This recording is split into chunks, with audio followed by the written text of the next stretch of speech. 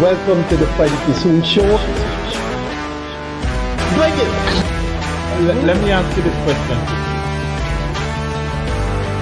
I would like to ask the AG to propose legislation for what we call small claims court. There are lots of poor people, to an example you just gave, that they have issues with others and sometimes with large firms, but the lawyer fee is greater than the fee you're claiming. It is their right. Yes. The right that someone has. All of our rights exist in context.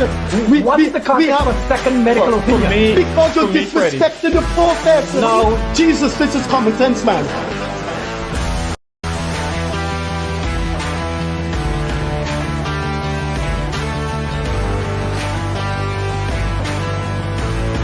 Any situation which you seem to do, you're just dealing with Afro-Guyanese issues. If one, you can't bring and pull the leaders of the African community together, you're failing. And if two, you can't put forward a vision, a blueprint, and a plan for African Guyanese, you're failing as well.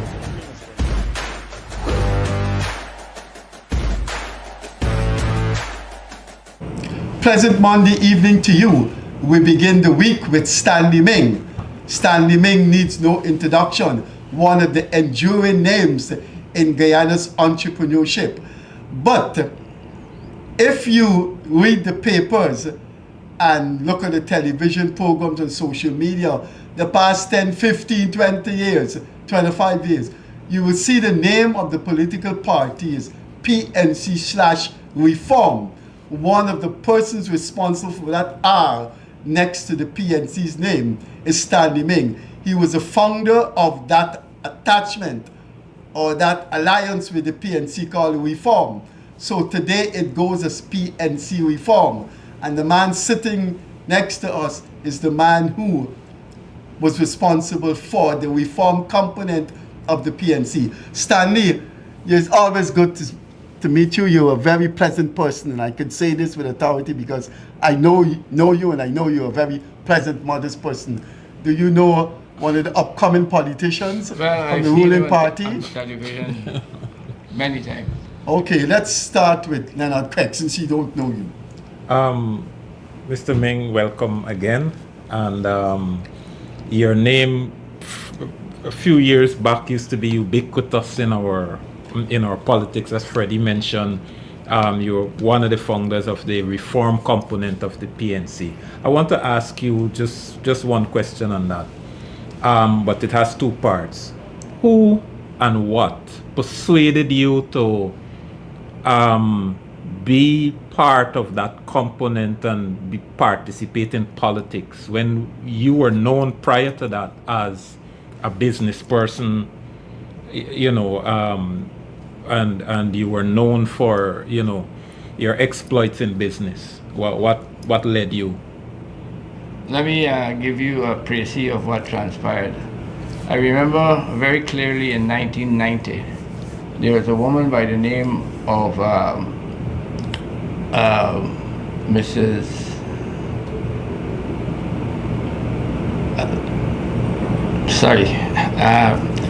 She was a very ardent supporter of Mr. Hoyt, and she lived right up at the top here on High Street. And she invited several people, myself included, to meet with Mr. Hoyt, who was president at the time, to discuss the future of Guyana. Well, I knew from the word go it was a political formation. Pre the elections in '92. Oh, okay. It was, the usual stuff, promoting the party. Cheryl Lopes was her name. And there were at least, I would say, a minimum of 50 people that were invited. And we gathered in our house on the floor, and Mr. Hoyt, I remember very clearly, his wife, Joyce, and Kenneth King, Dr. Kenneth King, who was his advisor on economic development and stuff. And basically, he said to the audience, he wanted to hear what the public would like to see, and the young people that he invited, businessmen and professionals, what they would like to see in the future for Guyana. And as usual, it was very simple exchange, and people were saying about the blackouts at the time and the potholes on the road, and I was not prepared to soft soap anybody, because I told him in my opening remarks that I don't care to be politically correct. Once I'm correct is all that matters, which is a phrase that I picked up from Lee Kuan Yew, who was the Prime Minister of Singapore. And I said to him, Mr. President, you heard tonight about potholes and about blackouts. But what I want to say to you, I'm a businessman, I'm a CEO of a company. And in my line of work, you have workers, you have supervisors, you have managers, and then you have the CEO. In other words, that's the train. I said, a worker can tell you the reason he's doing what he's doing, the way he's doing it, is because his supervisor told him to do that. And then when you go to the supervisor, he or she can say, well, I'm doing it this way because my manager told me to do it. And then when you go to the manager, he says, well, it's the CEO's directive. And I said, Mr. President, you are the CEO of our country, so you are the person responsible for making whatever changes are necessary. So the buck stops at you. And I said, I'm not going to paint it with a sugar coat, but we have blackouts in this country every day at the time, which we're still experiencing to some extent still. We had situations where a lot of the schools, they were dilapidated and shortage of resources to fix the roofs. I said we could have done astronomy from sitting in the classroom because you could see the moon at night. And you had a lot of shortages of teachers. And I said to him at the time, I said, I know back in the days of, Mr. Burnham, you talked about free education from kindergarten to university. But at the present time, which was 1990, the resources were limited. And I would suggest to you, as having criticized what's going on, that private schools be re-established. So those of us who had the resources to pay for private education could do that. And then the resources the government had would be spread amongst a smaller amount in the public schools. And the other thing I said to him, technology today is all about computerization, and computers are not about just computing. I said lawyers, doctors, engineers, accountants, everybody use computers. And I said at that point in time, computers were attracting duty at the rate of I think 70% because it was considered just an electronic, stereo system. I says you make computers and the relevant hardware free of import duties, so that very soon everybody can afford to buy a computer and not pay the 70%, and let's go into the modern technology. That was a Thursday. Friday, I was invited to his office after I said what I said, and he said to me, Stanley, I thought I was in trouble because a lot of people said I was very rash with him. I left last night, I went home with Joyce, and we reflected on what you said. Even though it was never put to me so bluntly, you're correct. And what I want to say to you is I would like you to join the PNC party and to work with me and the people in the PNC to change the way in which we do business. And I said to him, Mr. President, that has never been a part of my ambition. What I can promise you at this point in time is that I will do whatever is in my own capability to help and to help to plan the future. But what I can assure you is that I have many friends, hundreds, that are suitably qualified and skilled in many other areas of country, the running of a country, that I'll be happy to bring. I said, I don't claim to know very much, but I boast that I know many people that know everything I need to know, and all it takes is to pick up the phone and make a call. As a result, subsequently, I brought people like Eric Phillips, Supriya Singh, and many others into the country. They left where they were and came and gave him the benefits of what they thought were in the interest of the future of Guyana. And he kept badgering me about getting involved in the party. And he says, Mr. President, absolutely no interest, but we will help.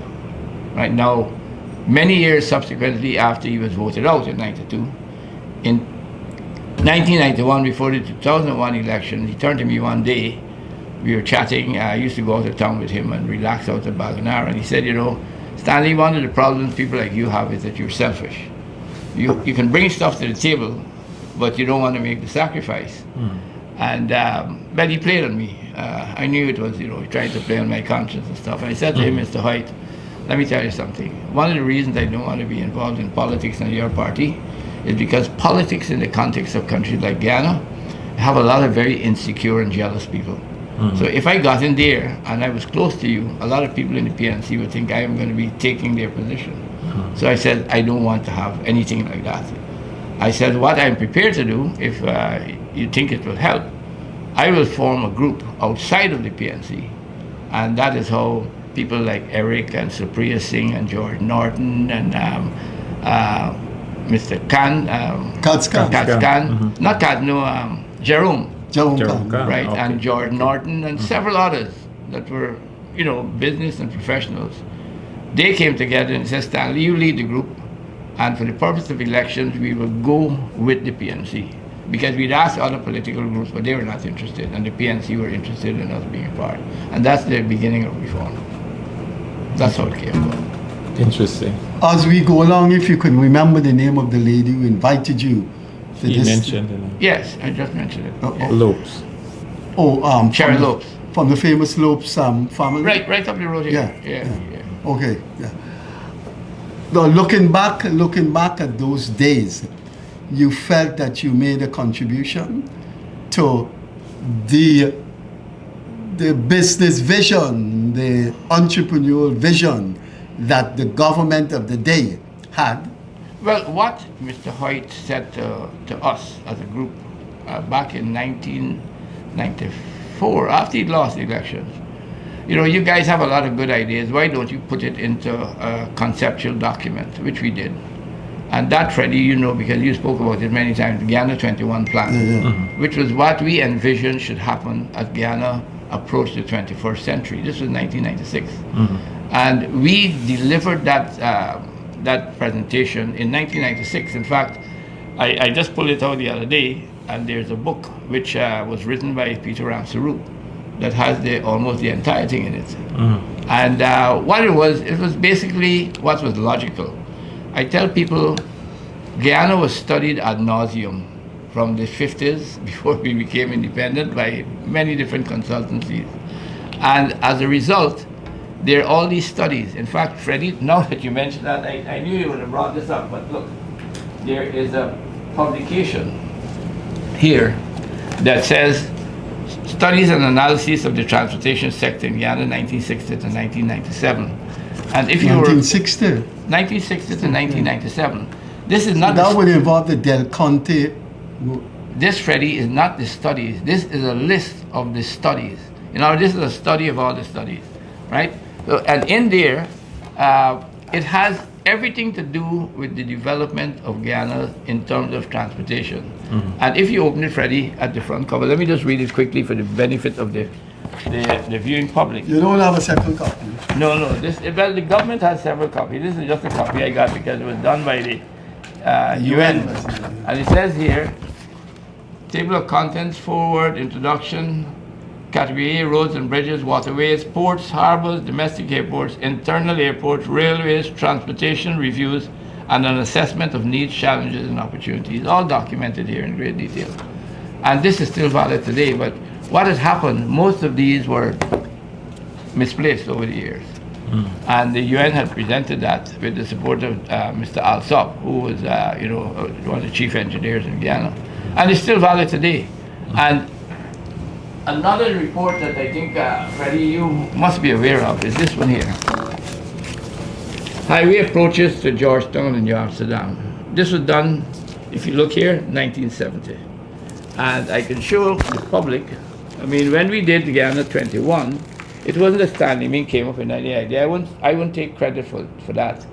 In 1970, when this was presented, here it shows a new alignment of a road starting from what was then Sherry Street at the turn where you now have John B. Borden, Mandela Avenue. And it went all the way south, continuing down. And if you look here, I can show you, and I have copies of this ready, I can give you. It comes out of Diamond. So what is now Heroes Highway was envisioned since 1970 in this study. And it was brought into being by Mr. Burnham. So it's nothing new.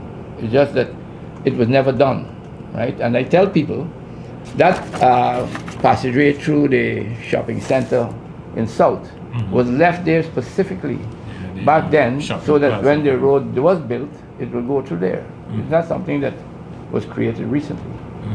So the bottom line, however, I tell people, I don't care whose idea it was, who conceptualized it. Credit must be given to the people or the political group that implemented That it. implemented. And yeah. that was done under the leadership of President Ali. President, So I give him the majority of the credit for getting it done.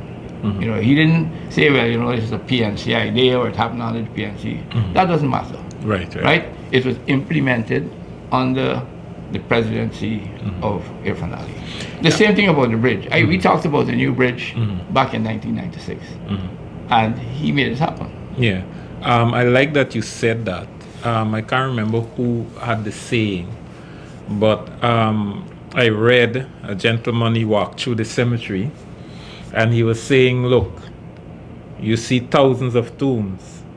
There lie many, many, many good intentions, many good plans are lying there. Yeah. So I like that you said that. It's not necessarily who first came up with an idea, but who had the vision and capacity to implement it, because only then we as Guyanese could actually enjoy Heroes Highway, and not just what's on paper. So I'm happy that you said that. The other thing about the that plan, because your name was associated with it in Guyana a whole lot, and you just explained that you were not necessarily the originator, but when it comes to commerce in Guyana, in Georgetown, and so on, what was the vision for the commerce of Georgetown? Let me just give an example. Over the years, we see a whole lot of vending has ballooned, and it keeps growing on a daily basis, more vendors coming out. Was there a vision for how Georgetown would be divided business-wise? Again, there I could be most likely cause a little bit of some people might be upset, but I think what we're doing to Georgetown is very bad. Georgetown should never have gone the way it's gone in terms of taking down all the nice old structures and be putting up these big concrete edifices. Georgetown should remain an historic city because it has beautiful architecture. You look at the town hall, the high court, the magistrate's court, the city engineer's office, and many other buildings along Avenue Republic. Those are treasures, right? Georgetown is congested. It does not have space to do what we're trying to do. The sewage system is totally overpowered, right? And what we should be doing now is planning the future city of Guyana. And on that note, I want to say to you, it was already studied and presented in 2003 by the Germans. And I took it out because I know that was going to be an issue. It's here, right?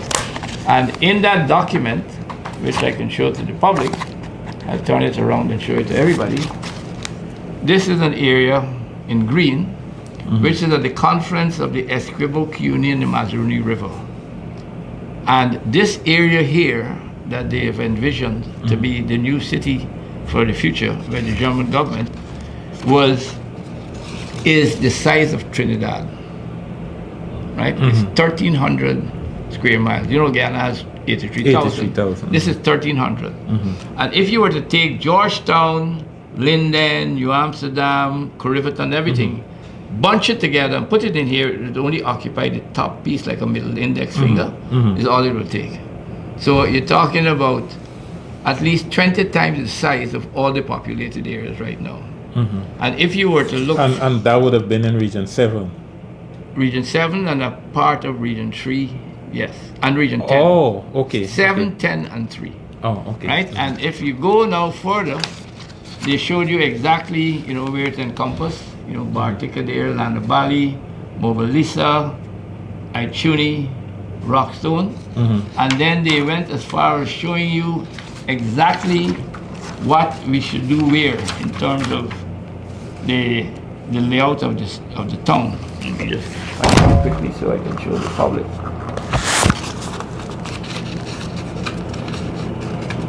You should have been an engineer, Stanley. Well, that's my background, engineering. You know, I used to be the chairman of industrial engineering for 10 years, yes. Oh, yeah.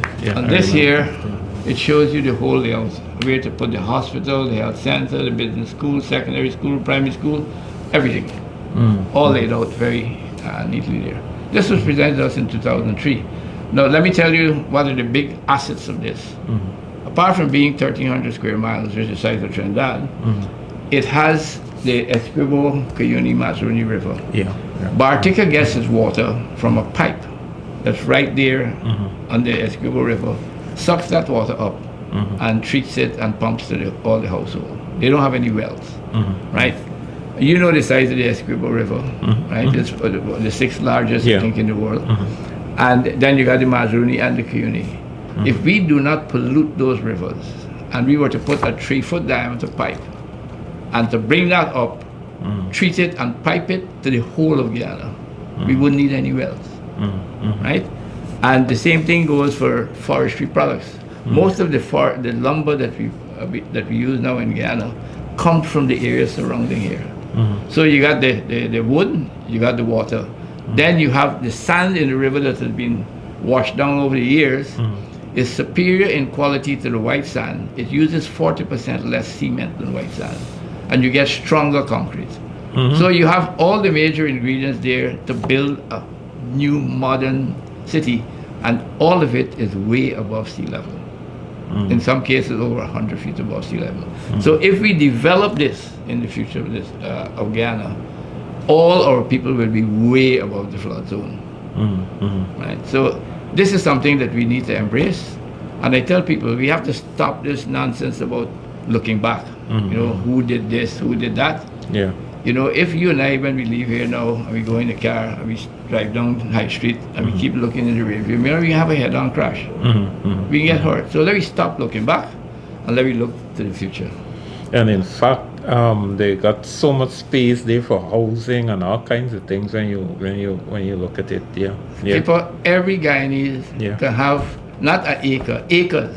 You multiply 1,300 square miles by 640 and divide by $400,000. You know what I would like to hear though, as you presented that as the area for the new city. I'd like this to be in a conference situation where people, where they are doubters and where they are conformers, people who conform and people who say no, it can't work, and hear how the ideas play. That would be interesting. Let me touch a pin here with you. You know, when you had the Arab Spring, you remember Mubarak was expelled. Yeah.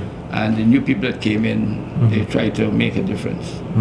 They invited the Chinese to design a new city to take off the strain off of Cairo. And when they told, the Chinese asked how big a city you want done. And they said to accommodate 5 million people. It has been completed in 5 years. So Guyana, with 1 million people, if we are serious, that can be done in way less than 5 years. Right? Yeah, and at the rate at which development is going in Guyana, I believe you. Do you have any intention, or do you have an instinct to see that this thing is carried through? Are you inclined to speak to the powers that be to say, look, this is feasible, let's get it done? Have you been talking to Freddie, here again, you know, I have, if you look across there, if you just look behind you on that bookshelf, those are studies. I have studies dating back to the 1950s. How I got them? When I was in Parliament, I heard about them, right? You know, through various people, Bert Carter, John Lewis, these are all engineers. And in some cases, the copies were very tattered, right? I knew the ministry had a lot of them, but that burned down many years ago.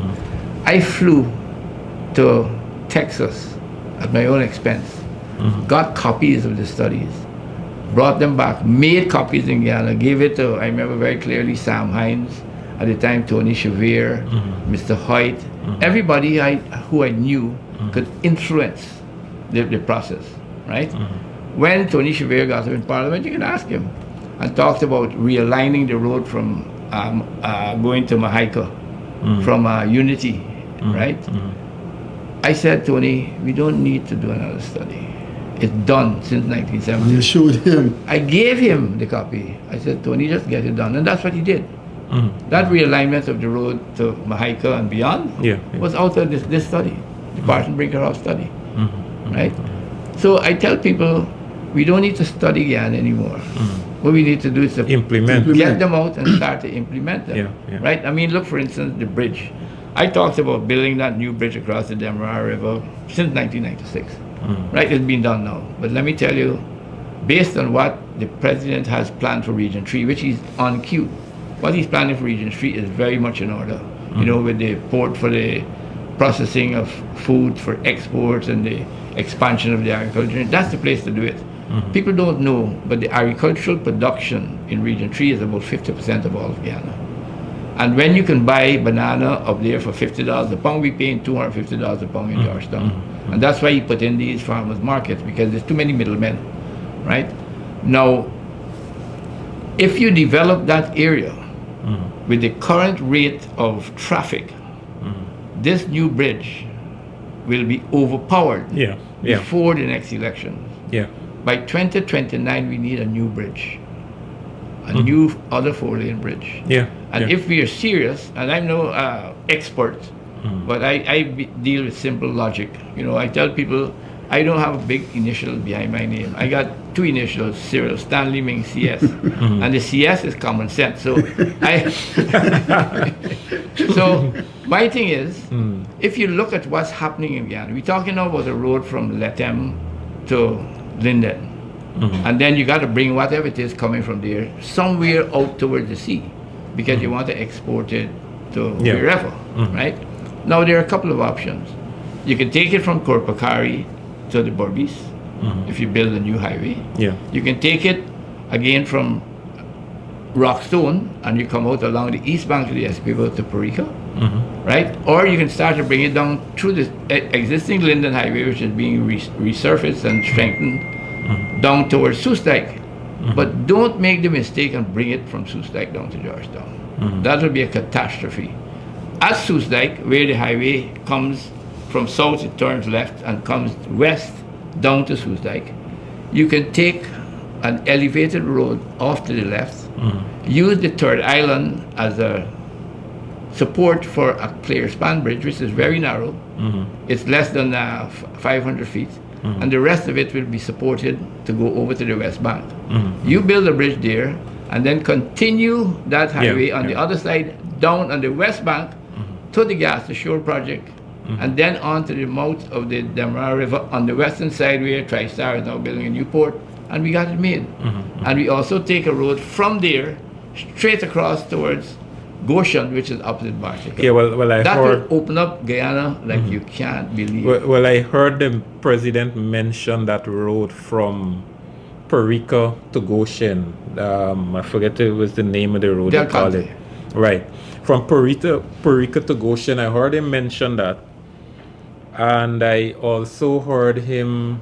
We're going to get something with that Del Conte Road. I like the... Freddie, that Del Conte Road, you know what it came about? The company that was hired back in the days when That was a premier, was a company called something Del Conte. They didn't complete it. It was a very bad deal they did with us. You know, they took money and they didn't complete it.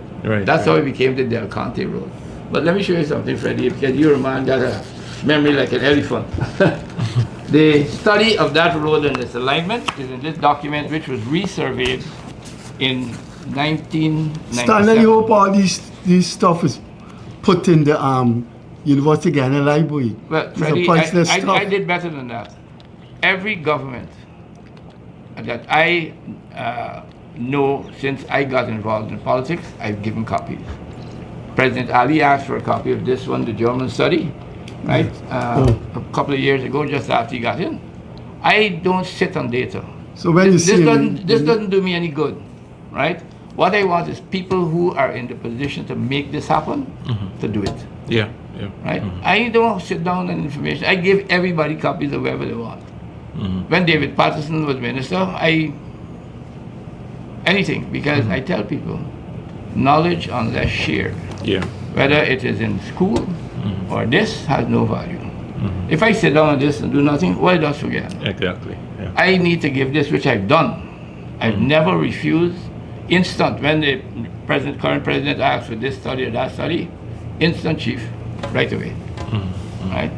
But I don't want anybody to think I'm telling them what to do. Right. Right? I tell you what's there. You want to have it, feel free. It's now my property. I got copies of my own, which I paid for. I never got this from any government as such. I went to England, I went to United States, Canada, and bought copies. That's how I got them. So I'm telling you, Freddie, Del Conte Road. look it right here, brother. From Perica all the way up to Goshen, To Goshen, opposite Bartica. Oh, directly. All right. I've been Directly to up. Goshen before. And on the west bank now, Demerara, it goes all the way past Potentia, all the way up on the opposite side of the current airport. It's right here. Right? And then when we go now to Essequibo, Perica, all the way down past the Murshi, across the Bonasica River, right? And all the way, Bonasica Creek, sorry, and all the way down, no, Bonasica River, Yeah. not the creek, Bonasica River, here. Cross there, and then all the way down to Macora. Now, as we sit here, again, I got to compliment the present government. The road is now going to meet Bonasica, I reckon, by about March next year. It's gone past all the villages on the eastern bank, and it's heading straight now towards Bonasica. And that's happened within the last couple of years. That will open up an area for farming that will make Guyana not just totally independent of food, but we could feed the Caribbean, which is what Bonham talked about since back in the 1960s. We could feed the whole Caribbean, right? And the study, Freddie, for this project, I took it out. This was 2017, right? Final design for the Del Conte, the road to Goshen, there, done, and presented to the government. Don't we think it's a little I don't want to use the word insulting to the Guyanese people to continue to use the name of a person who accepted money and did not complete. That company was the company. Yeah, it was the company who defrauded us. Why we continue to use their name? If you understand what I'm saying. Stanley Ming No, Highway. some other name. You understand what I'm saying? But Stanley, I think when you look at all these things and what you have think, I always say, as a person trained in history, you know, we name something after people like these. Yeah. Freddie, let me just before you come in. Only the other day I was going down the road, and as I traveling through these streets, I was traveling with my wife, and I asking my wife, who, as you're going through the street, you're asking, who is Laluni? Who we have no idea. Some of these people were probably suppressors in the. But You Bonham did understand? that. Remember, Murray was a slave hanger? Yeah, and Bonham change it to changed it Kwame now. Kwame. And yes, some of these streets need to When be you study changed. this man's life, his contribution, you want to tell me the young school children, when they go out, they shouldn't see something named after Stanley Ming? I've I always believe said, so, I Boy believe Kanai, Desmond Height, you know, these people. I think somebody was advocating for North Road to be there. to I be did changed that in two to columns. Desmond Heights. Yeah, he lived there. He didn't and go. he lived there, and he didn't- still got a library or something there. What is the origin of we're in Stanley's office on Orchard Street, Orchard and Yuma, it's in Orchard Street. What's the origin of Orchard? Why not name it Stanley Ming Street? No, plain and simple. I support that 100%, and I prefer these things are done while people are still alive and could appreciate it. Stanley, let me say this. I've always had a good relation with you. I've always admired your modesty as I don't want to use the word wealthy, but as a resourceful businessman, you know, as a well-placed businessman financially. I've always admired your generosity, modesty. You know, Stanley came up to me at the funeral service of Cathy Yu's father, and the time we were playing with blackouts, and he said to me, "I'd like to give you a generator." I had to decline it because in journalism you can't accept those kind of gifts, right? And then I would be hard pressed if Stanley do something. Because those days you used to write every day, "Oh, your ice cream spoil." And It'd be hard to not to. You just don't take things on. But Stanley offered me a generator, but that's the nature of the man. Yeah. The problem with people like you, Stanley, is that the essence of who you are have not been really publicized. We know about, you know who we know about? Politicians. Yeah. We don't know about these people who secretly make immense and priceless contribution to their country. Stanley, I am so crazy and such a hater of people who throw their authority and wealth around. So I don't flatter people. But you are an exemplary citizen. I've always said that. I don't think you have a detractor. Well, Freddie, as far as I'm aware, I know of no known enemy. Because I don't care what your color is, your ethnicity, which religion. I think you're entitled to make those choices. Right? I see myself as a normal human being, no exceptional human being, but I believe in people. Because where I've gotten today is not Stanley Ming. I have the vision, but I have 60 people that embrace the vision and make it happen. So my next big plan is I'm developing a plot of land I have at Briga, 300 and something acres. Wow. Which is the size of from Main Street to Camp Street and from the seawall to Banks DIH. And by 2028, every member of my staff will own their own home. I will make that possible. And we will have their own facilities for school, for hospitals and everything, not done by Stanley Ming. You know how I'm going to do it? I'm going to get people that have those skills, bring them into the system that I'm developing. They will set up the school using land that I will make available, not at these crazy prices you got. You set up the school, the teachers and the parents will own it, and they will make it function to the best of their ability. And that is what you call proper human engineering. Young people out there, you heard, send in your applications to Ming's products and services. No, it's to the man staff, it's to the 60. No, well, when they become a member of staff, the they staff will. is only 60. But let's say for argument, you are whatever, a journalist, and Freddie Kissoon wants to set up a bulletin for the community. I can send you Freddie here. I want you to come by me. I can set you up.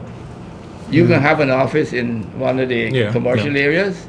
You will run your operation and provide it to the community, and either you want to lease the space, right, and run your business as your own entrepreneur.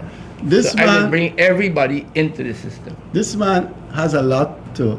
Guyanese need to know about this man's contribution. I've been after him for 3 years. We running into each other. Stanley, you gotta come and do an interview. And I eventually cornered him in Matthias, outside Matthias supermarket. And they say, Stanley, it's 3 years now. You gotta give us an interview. And I am quite happy. This is one of the best knowledgeable interview I have done. I think the mayor of Georgetown has immense power to change the names of city streets, and we gotta raise that with him. But let me pivot to tell me something. Who was the president of the United States in 1842? 1842. Madison. But I don't know, and it doesn't matter, right? In another 100 years from now, nobody knows. No, well, when that time comes, no, don't die. No. But even if that is so, when that time comes, that is, because a lot of things is just for time and period. But Urquhart, time finish.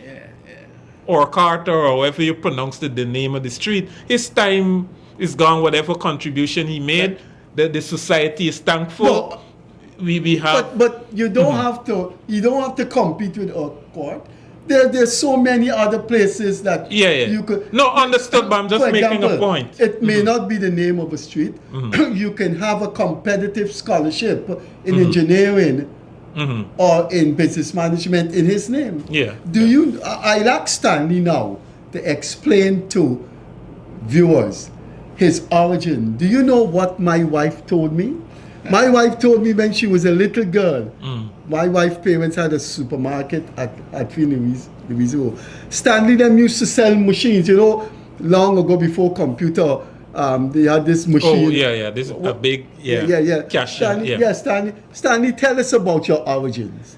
Freddie, I was born to very poor parents. 1951, August 13th, at 61 Public Road, Kitty, in a tenement yard in the back house. I never saw a flushing toilet until I was a teenager, right? My father was uneducated. My mom was just a housewife. And my dad used to work at where Demerara Bank is now at Camp and South Road as a clerk, checking off goods coming in and stuff. He rode a bicycle to work. And in those days, even though everything was cheap, the money he earned was not sufficient to take care of the family, which was eventually was 6 of us, 4 boys and 2 girls. And as a kid, around the age of 8, when I saw what my parents were going through, I decided to start planting a kitchen garden at the back of the yard. And then I made what we call a fowl pen in them days, with mesh and wood, and raised it off the ground, and you mind yard fowl. And that was what helped to put dinner on the table some days. And my younger brother Colin, who had that very unfortunate accident, he and I were businessmen since we were small boys. When my parents bought the house where we moved to in Campbellville, around when I was about 10 years old, from my uncle, I remember she got a mortgage at New Building Society. And I set about with my brother, and we made almost everything to outfit that house. The toilet paper, dispenser, towel racks, everything, because we couldn't afford to buy those things. So as a kid, I learned from very early to improvise and to make things. I mean, Freddie, I used to race motorcycles. I made my first motorcycle that I raced. I couldn't afford to go and buy a motorbike, right? And what I learned from very young, I learned to fix motorbikes. At the age of 11 years old, I was repairing motorbikes for people who own motorbikes. And that's how I made money. And then in those days, not young, but the cyclists, cyclists that ride cycles, racing cycles. If you notice, they're nicely painted. They like to have their bicycles nice. I learned to do candy tone paint, which was the paint that sparkles. I was the only person in Guyana at the time that knew how to do it. I taught myself. And me and my brother decided we can paint these bicycles, but we couldn't afford a spray gun. You know what we did? Freddie would know. We took a flit can. Remember flit can? And we modified it. And we put the paint in there and modified the can, and that was the spray gun. And many years after, when we had made sufficient money, then we bought the real spray gun. And then at that time we started to spray motorbikes and cars and stuff. And then I learned to weld. I went to a place in Duncan Street, the guy had a welding shop. I learned to weld, I bought a welder, and we started welding and making wrought iron and stuff and so. So I was a businessman from boyhood. Right? So when I finished school, well, I must say I wasn't a good student, Freddie. I went to Queens. I got a common entrance from Walkers on the 12 in Bar Street. I got to Queens. Yeah, I know Walkers on the 12. Walkers the British? He lived in advanced age. Yeah. Well, when I went to Queens, I only liked specific subjects: maths, physics, chemistry, bio, and geography. The others, I think, was another 5. I didn't like it at all. I didn't like history. I didn't like literature. I didn't find it relevant to my train of thoughts. Right? Not that there's anything wrong with it. And I used to get thrown detention by a lady by the name, you most likely know her, Ivy Long. She was a music teacher. Yeah, of course. Right? Ivy was my literature teacher. And in her class, right, which was bothered me at the time when I think about it now. I used to take out the maths book and I do maths. And every class would come and catch me, I said, detention, write out Ancient Mariner 3 times in detention. So Who like literature? I learned literature from having to write it up. And the Ancient Mariner is one of the British best poems. Right. Water, water everywhere, Everywhere, but not a drop to drink. Yeah. How you met Dr. Michel Ming, the optometrist? Oh, let me finish the thing with the Queen's College. So eventually, I was top student in maths. Nobody got to touch me. And I remember one year, NQC and Bishops and Saints, at the end of term, to go to the next one maths teacher would set the exam for the whole of first form, second form, third form. And my teacher was amazed by my name was Chuni Lal. I don't know if you remember Chuni Lal. I know him. Chuni believed that I was a genius in maths. Right? And I used to get 100% most of the time. And in that particular year, I got 99. He called me up. He says, "Not good enough." I was still 4. Not good enough. So I got a scholarship from Denver at the time to go to do engineering, which is what I wanted to do, civil engineering. And a guy by the name of George Rutherford, whose mother used to come and iron our clothes. I grew up with him. George was in charge of this church, this very old church in Avenue Republic. You know the church, Freddie? The one by opposite the Main Street? Magistrate Court. No, St. Philip's. St. Philip's. Yeah. And he... It's one of the oldest church in Guyana. It's the oldest. And he the had oldest, yeah. provided through Denver a scholarship for me to go to Germany and study engineering. But I was the eldest, and my other 5 siblings at the time were now going through... That's which Germany, the west or the east? West, At that time it was yeah. divided, yeah. And I decided to forego it. But that didn't stop me, because I bought all the textbooks and I taught myself engineering. And I had 2 guys that believed in me, and one of which is Bert Carter, right? Who I think is one of the best engineers Guyana ever saw, period. He was honored recently last week at Bert. UG. Yeah, Well, Bert believed in me and I believed in him. And when I was doing my own self-teaching and I got a problem that I didn't understand, I called Bert, and Bert would tell me exactly what it was. And I am not boasting, but I've done more engineering in Guyana than most people that are engineers have done. And let me give you one, for example, Freddie. Demerara Distillers Limited, when you're going up, there are 8 big tanks that you see. When you going up to Diamond? Yeah. When you pass in Diamond, 8 big tanks. Yeah. 8 on the western side, and there are 8 behind it. The second 4, the first 4 were made out of ordinary mild steel. The second 4 and the 4 behind it, which is 8, were made out of stainless steel. I am the person who was trained and I put those tanks together. All of those tanks. Well, I didn't. Right? Excuse me? Yeah, and when you come How around... many people in Guyana know When you that, come around know Bank that? there, you turn from Meadowbank. Meadowbank. And there's a building that comes like this, and then you got a funny little slope down, the new bottling plant. Yeah. I was the person who oversaw that entire bottling plant, design and construction of the steel frame at IEL. Right? All the gravel pumps and the diving equipment, the gold mining equipment that we spearheaded and got patents for at Industrial Engineering was spearheaded by George Jardim. I was the chairman of the board. Lawrence Massey, who was my schoolmate, and a guy by the name of Colin Mike, all QC boys. We did all of that. So all you hear about the missile dredge and the diverless dredge, I was involved with that. So all of those guys, now Alfred, Alfonso, all those guys that are now big in mining, Patrick Pereira, I was involved in all that. But I never made any big contribution. Yeah. Stanley, you're not going to write your memoir? I don't want to use the word wealthy, but you're wealthy enough to employ a ghostwriter.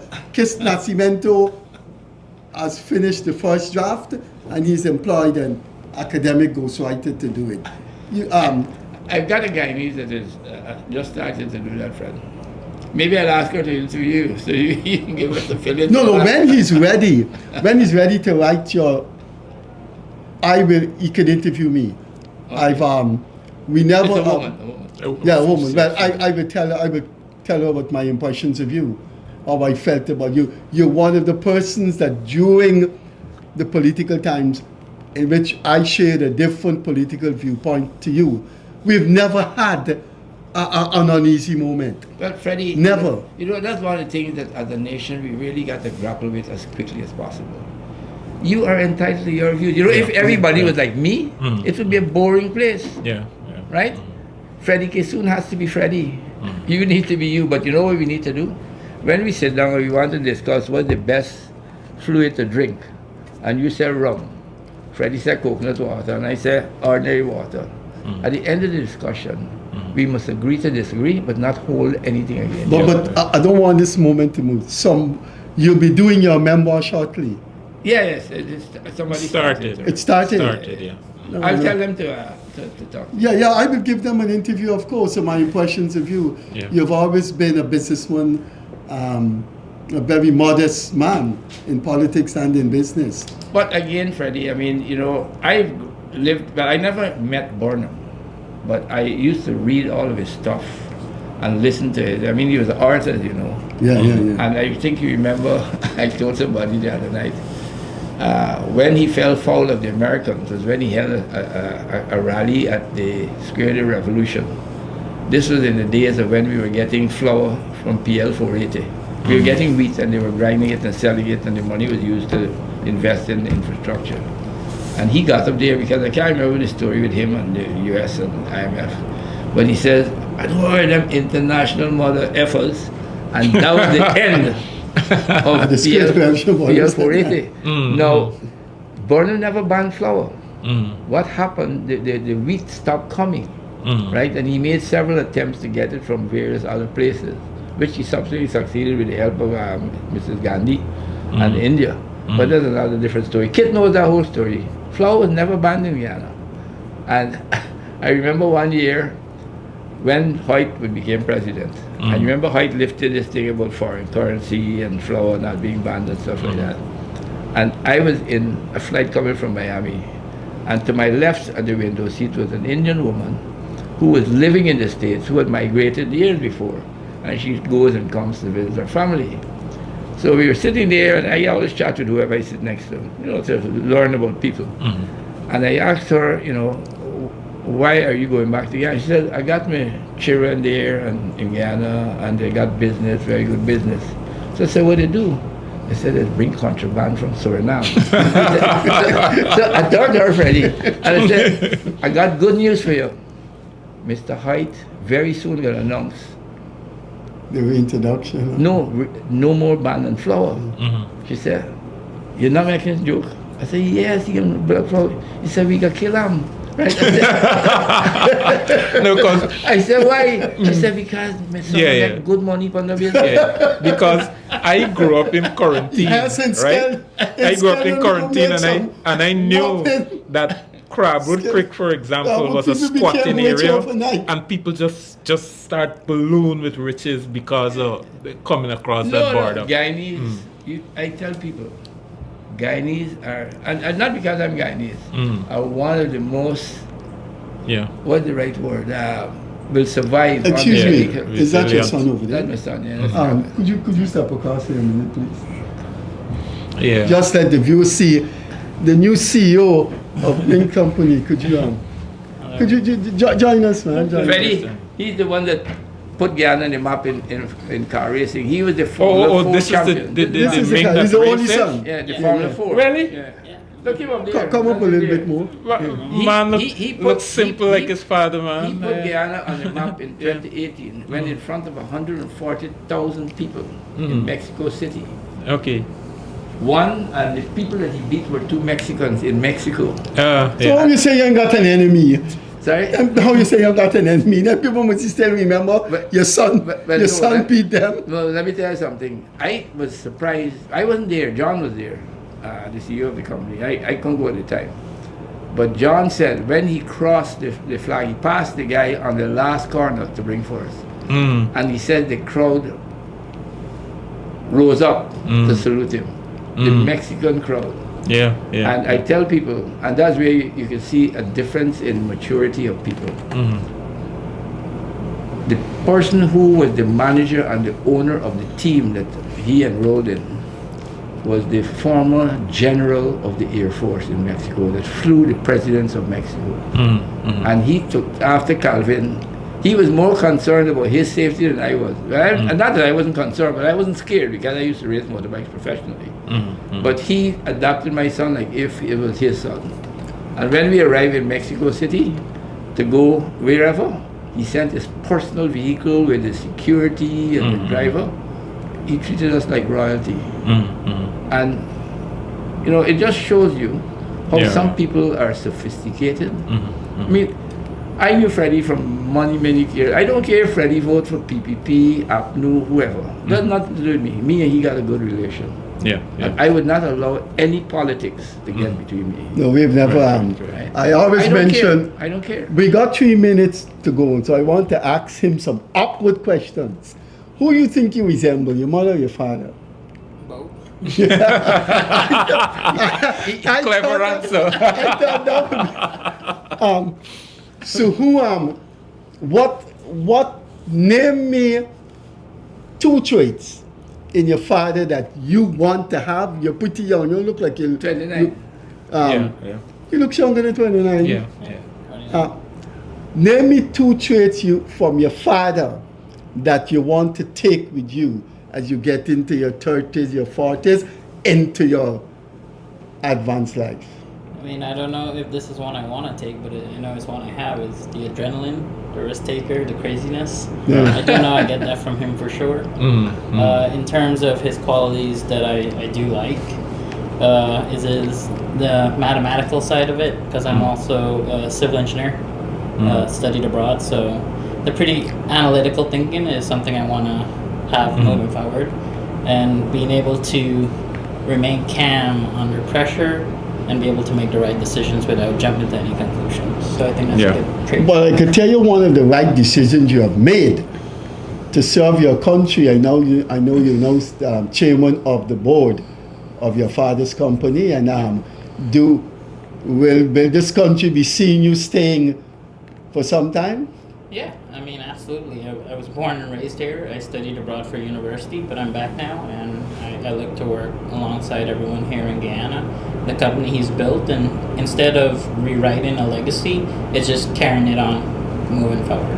But can I tell you a manifestation of your father that I wonder if you will embrace that manifestation? You see this man all over Georgetown, and he's with we used to call it in old days moped. It's not a moped now. And he's in and out, in and out. This famous wealthy businessman, in and out, in and out. I don't think I've ever seen this man in a car. No, I seen her in the car. You were on the seawall with the dog, and I stopped and said, Freddie, what's happening? I mean, you went to the car? No, sometimes I drive down the seawall, not recently, years ago. You'll be with your dog. Yeah. And I pull over and say, Freddie, what's happening? We have a quick yaff out the car window. I come to work with the car. He's Stanley Ming Jr., right? Yeah. But once I get into here, and I park the car, Is my little scooter. Because, Freddie, if you look up down there, that's me. Look up down there. I used to race, look behind me. I race motorcycles all over the office for the viewers. all over the office. Pictures of motorcycles. I was the Caribbean champion for 5 years. I raced motorbikes all over the world. England, Cuba. I wonder if you forced. Daytona. I wonder if you forced this boy into that jump. 170 plus miles an hour. Right. So I've been riding motorbike since I was 12 years old, and now I'm 74. So it's 62 years of riding motorbike, Freddie. It's part of my life. Well, let's get we've got to go. Stanley Jr., we have to do a separate interview with you in your life. My daughter went to school with your sister, and I know that you have 3 sisters.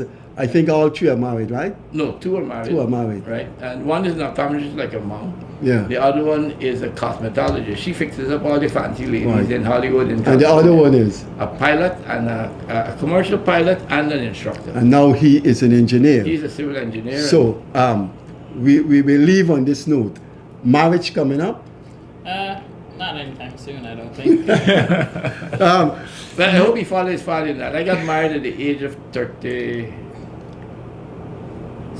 It's coming up in 7 year time you get it. 36. You don't want to follow your father. 36, no, that's 7 years, yeah. I mean, You got time. You can never plan it. Life happens. So Yeah. take it one step at a time.